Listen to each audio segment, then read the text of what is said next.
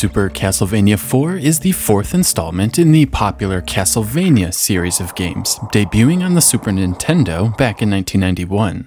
The game is both an homage to the NES original, as well as a unique game in its own right, and ushered Castlevania into the 16-bit era.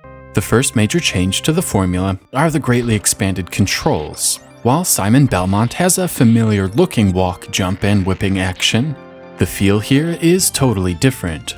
First and foremost, you can control Simon's momentum mid-air, which makes the platforming sections of the adventure a lot more fun. Second, you can whip in 8 different directions, allowing you to attack enemies from new angles, making Castlevania IV feel much less rigid. Many familiar secondary items also return, like the cross, dagger, and axe. However, their importance is greatly diminished, with the whip's greater flexibility. One cool thing, however, is sometimes you will find power-ups that let you use an item 2 or 3 times at once, which can be particularly helpful during the boss battles. One thing that did surprise me about Super Castlevania IV is the sheer scope of the game. It's massive. The game starts with a journey from the front gates of the property leading to the front doors of the castle itself. Each level is divided into different sections, and each section is often quite varied. You'll be traversing up mountainsides, tromping through swamps, and spelunking through caves. Not only do the levels look different, they feel different, with varying degrees of platforming and combat needed to progress. This level features moving blocks that must be carefully navigated to avoid being crushed. All the different mechanics keeps the game feeling fresh, and once you finally reach the castle's doors, you feel like you've earned your right to be there. Super Castlevania IV features a surprisingly vibrant color palette, and the designers were not afraid to splash a lot of bright, bold colors on the screen. You'll see plenty of bright blues, reds, and greens that really pop off the screen. It's a great blend of semi-realism and fantasy imagery that gives Super Castlevania IV its own unique look that has held up well 24 years later. The eye candy doesn't stop there, and the developers seemed keen on using as many of the Super Nintendo's modes as possible. Out of all the SNES titles I've played over the years, rarely have I seen a game use as many scrolling background layers as Super Castlevania IV.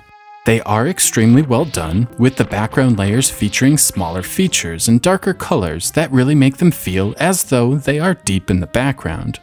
The famed Mode 7 is also sprinkled throughout the adventure. Section 4-3 is probably the most famous, with an entire background looking like a tower spinning behind you.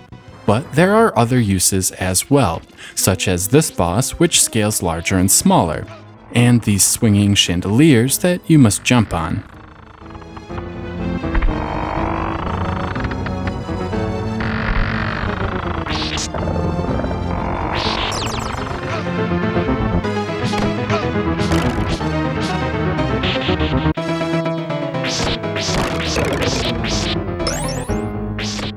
After finally making your way to the front doors of the castle, you enter, and the second act of Super Castlevania IV begins. The level design here is a bit more familiar, with plenty of nods to the original game, along with familiar bosses from classic horror films. Still, there is plenty of new stuff here. The treasure room really stands out as all the gold sparkles, the backgrounds too seem fitting, and the treasure chests open and close when you stand on them. The attention to detail throughout the game is simply outstanding.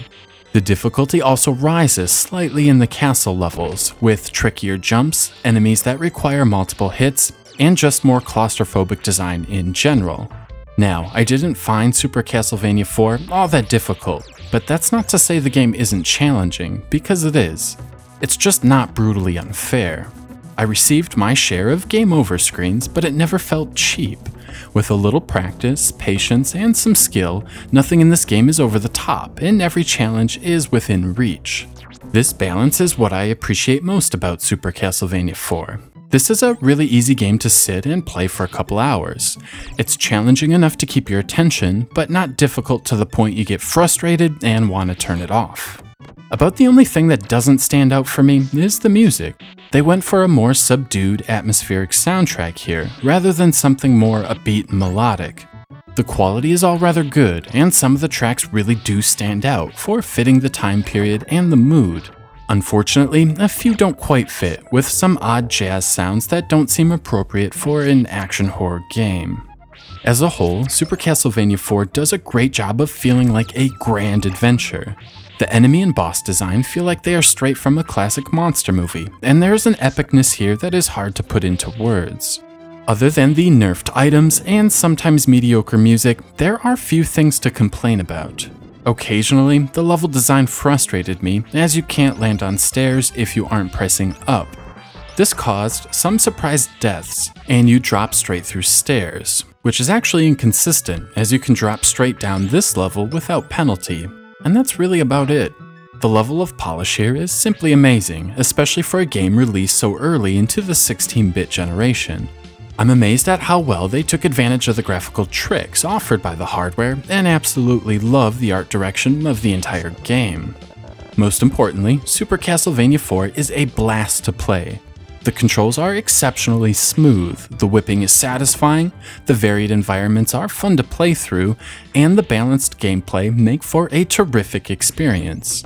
Super Castlevania IV just might be my new favorite title on the Super Nintendo. 4 out of 5.